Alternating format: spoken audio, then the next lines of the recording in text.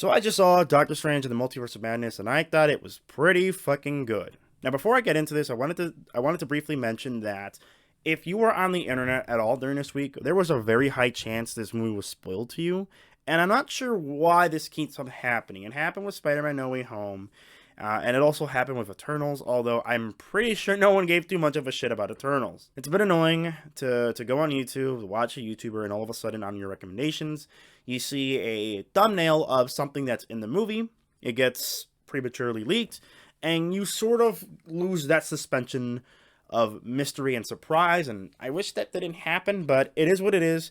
You could go ahead and fucking play a clip of Star Wars footage or Marvel footage that's already out on Disney Plus and get your shit blocked worldwide, but leaking something before it's even released, we'll leave it up. It's silly and dumb, and I wasn't a fan of that. The movie was directed by Sam Raimi of Evil Dead and the original Spider-Man trilogy fame.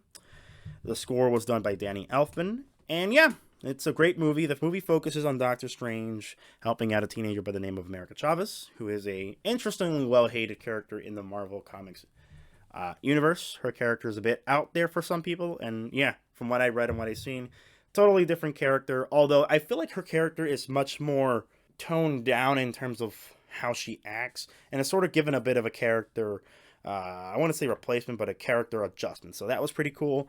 This is the first MCU horror movie, again, focusing on these two characters trying to evade the madness of the multiverse. So yeah, so this movie focuses again on Doctor Strange preceding the events of No Way Home. This is a direct sequel to No Way Home, as far as I'm aware, in terms of the timeline, because things keep changing one way and another. Doctor Strange must help America Chavez figure out her place in this and sort of help her survive against an unknown evil that is pretty much going after our heroes. Shenanigans, danger, and terror ensue. This movie is very influenced, obviously, by Sam Raimi's previous work, like I previously mentioned, Evil Dead and the original Spider-Man trilogy, but there are some elements of Drag Me to Hell with its almost comedic humor at times, and yeah, genuinely really like that. Let's see what else. Like I said, the Danny Elfman score is pretty good. It's pretty fucking good. It's really great. I would recommend watching this in IMAX or Dolby if you get a chance. If you watch it in IMAX, you're getting the whole aspect ratio filled in. Dolby, you're clearly going to see it. I think it's like the 239 aspect ratio, but that's perfectly fine. You're still going to get a much clearer 4K image with some phenomenal sound. I also recommend you watch this in 3D. I feel like it enhances the experience in ways. There are moments where the character of a certain character is pursuing our main protagonist, and it's almost kind of horrifying and intense and really nerve-wracking when this character shows up in 3D. It's phenomenally shot. Like I said, the cinematography is great. The action is phenomenal. I think the action is very good here. It's really top-tier action. The cast is solid overall. I really think the cast did a great job. What else? The story is pretty good. Oh, there are some parts that I don't like, but I'll get to that in my cons section right now. America Chavez, like I said, has been indefinitely toned down from her comic book counterpart.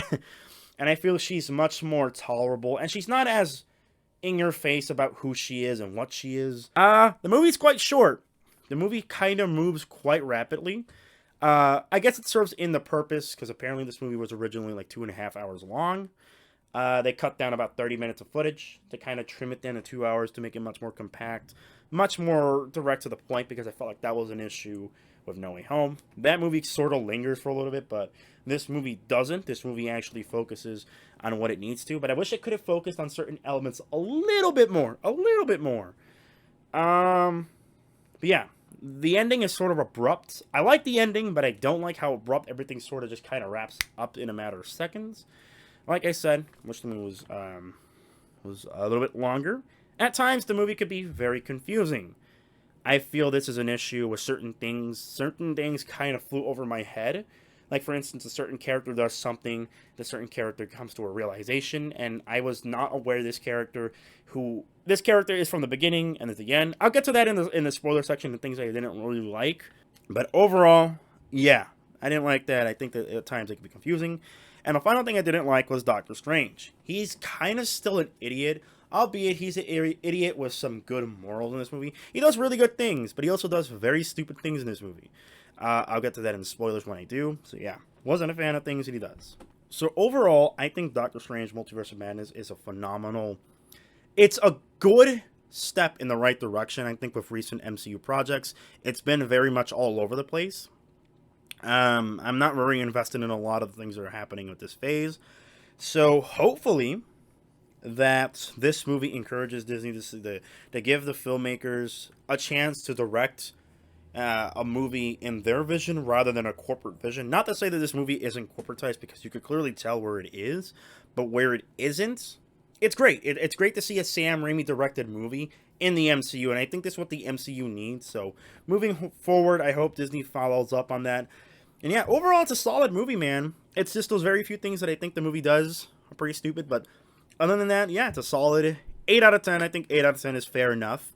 I would give it a higher score if certain things were tweaked to be more impactful. So yeah, there are some things I don't like. I want to mention before I go into spoilers that I'll get into spoilers, and I'll cover those really first. So thank you guys so much for joining my video. If you guys want to just call it off here at this part right here, right before we get to spoilers. So yeah, if you're sticking around, I'll see you in the spoiler section. All right, so we're now in the spoiler section, and one thing I don't like is, yeah, the Illuminati's killed off. The Illuminati make their grand MCU appearance, albeit it's slightly tweaked. There is no Namor, as far as I'm aware. Is Namor? Who are the original Illuminati? Give me a second. So yeah, like I previously mentioned, certain characters aren't in the Illuminati in this. Obviously, the two exchanges are for Iron Man and Namor. Namor and Iron Man are replaced with Dr. Carter and Monica Rambeau from WandaVision. Those characters are replaced, and they're all fucking killed in a very fun and gruesome way. This movie is very violent, and I like it. I appreciate the violence in this movie. So you have Anson Mount returning as Black Bolt. You have, obviously, the chick from Multiverse, from WandaVision, I forgot her name. But you have her return. You have Ailey Atwell reprising her role. And you have none other than John Krasinski from Quiet Place director fame, and none other than The Office fame. His first time in the role as Mr. Fantastic. My theater went fucking berserk. Everyone started clapping, so that was pretty cool. I just didn't like that they killed them off. I felt that, because they hype, in a weird way, they sucked their own dick in this movie, where they hyped themselves up as these ultra badass, oh, we took care of our Wanda. We're not going to take care of you. We're going to have to take care of you. You're more of an issue than Wanda. And I'm like, not really. You all just kind of get killed off in brutal, fucking violent ways. Fan of how abruptly they are killed off. I felt that was a bit cheap, manipulative, but hey, you got to sell tickets. You got to sell assets. You got to get assets and seats. Advertise a whole bunch of rumors. One thing I do want to mention, I think I'm going to get some fucking flack for this, is prior to this movie's release, this unrealistic fucking expectation that every single Marvel actor who's previously appeared in a Marvel movie from like the 90s onwards was going to make some form of appearance. And I'm not exactly sure where this rumor started. I think this is like, some people are going to be very upset on the amount of cameos, because there's really only a few. There aren't many cameos that I think people are going to go, oh, you know, put the little image of Leo there. People are going to be disappointed. People are going to be upset. People are going to be mad that this movie doesn't focus on those characters. And you know what? That's pretty stupid. I think that an expectation in this movie is so fucking dumb. It kind of annoys me. I'm not sure why. It just annoys the ever-living hell out of me.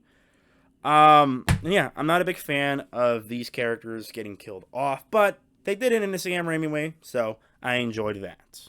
Like I previously mentioned, things that I didn't like were the confusing aspects. I'm gonna get into that. So in this movie, I didn't know that the Wanda who gets corrupted first, or the one who gets like corrupted through like the dream walking, right? It's the same Wanda who's corrupted to kill the Illuminati, and then who later faces off Wanda when America eventually throws her into where she needs to go. I was confused. I'm like, I thought she was taking over different Wandas, but no, it's the same Wanda. I'm like, That's so very confusing. I was like taken aback by it. I'm like, what the fuck? I'm so confused, but I guess it's the same Wanda. I don't know. I think it's just because there's that moment where she actually flies back into like the tunnel, and then you later then realize that is the same Wanda. But my question is, how does she get back home? And is that even the same Wanda? You know what I mean? Like it's so confusing. There's so many like plot conveniences that were just kind of threw me off. I'm like, I'm confused a little bit. Please help me before my brain melts. I just thought that was a bit weird, but hey, it's not all too bad. Ultimately, yeah. The movie being too short, like I mentioned, it just sort of ends. Everything just kind of gets wrapped up. I wish there was a little bit more context to the consequences of what happened with the Illuminati being nearly killed off. I say nearly because I think the only two characters that are still alive are Captain Rambeau and Mordo. I don't know if Captain Marvel died because really, she probably got wounded and knocked out. But Mortal's clearly still alive, and I want to know what happens to that Christine. We don't really get to see that. I wish that it would explore it like, oh, these are the consequences. I thought that was weird. But I do like the last Stinger shot. I thought that was pretty excellently shot. It's very fucking Sam Raimi. Like I said, this movie is directed by Sam Raimi, and you're gonna know it was directed by Sam Raimi. Oh, and Doctor Strange is an idiot. That's the last thing I don't really like about this movie. I know this seems a bit too pointless to keep going into the same points, but mind you, I wanted to keep it very vague in the non-spoiler section and keep it very, I won't say detailed, but give my opinions on what I didn't like. I didn't like Doctor Strange's movie, making stupid mistakes. Number one, why'd you tell Wanda where the fuck you guys are at? And number two, stop drinking tea. Cliche number one, don't ever drink tea from a possible enemy. I thought that was a bit silly, but I guess you could, remove your suspension of disbelief. And for me, that removes those 2 points. If I can give a movie an 8, you have to understand, when I give a movie an 8, it's a strong fucking movie. At the end of the very day, it is a strong fucking movie. So, hats off to Marvel for pulling that one off. I want to talk a little bit more about this movie before I wrap it up. Like I said, it's violent, it's really gory. Characters die all the time. Not all the time, but characters die in brutal ways. Black Bolt gets his fucking mouth shut, blows up his back of his head. Mr. Fantastic gets popped like a balloon, and Captain Carter gets cut in half. I thought that was pretty funny. And yeah, Captain Marvel is seemingly killed by a giant boulder. I'm like, come on, that's bullshit. And then you have Professor X, who gets his neck snapped. I thought that was pretty fucking amazing. I love the build-up of the scene where his intent is to help Wanda, and all of a sudden you see the red mist, and you see fear in this motherfucker's eye. He's like, holy shit, I'm fucked. Great, I love that.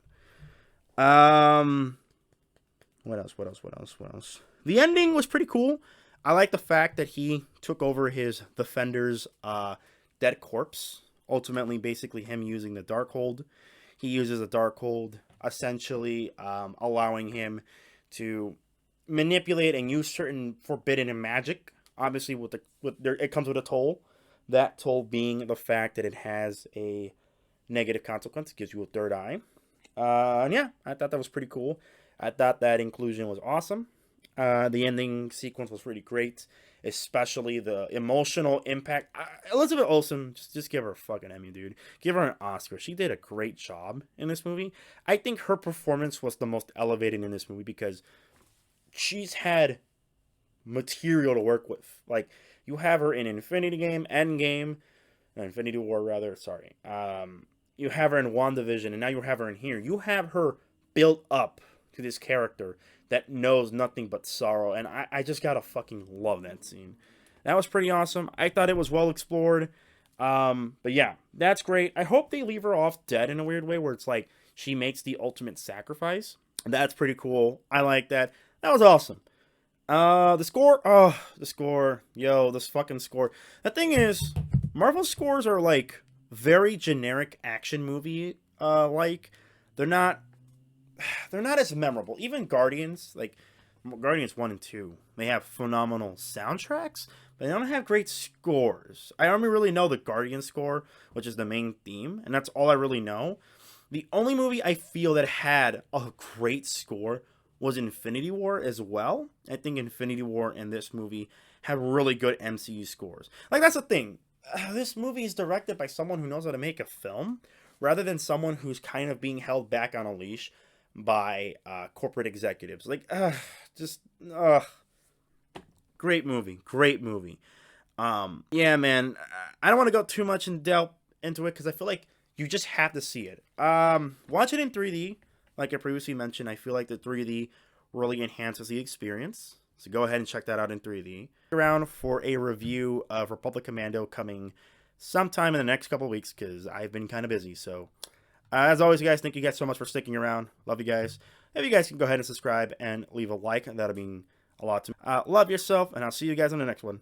Bye, guys.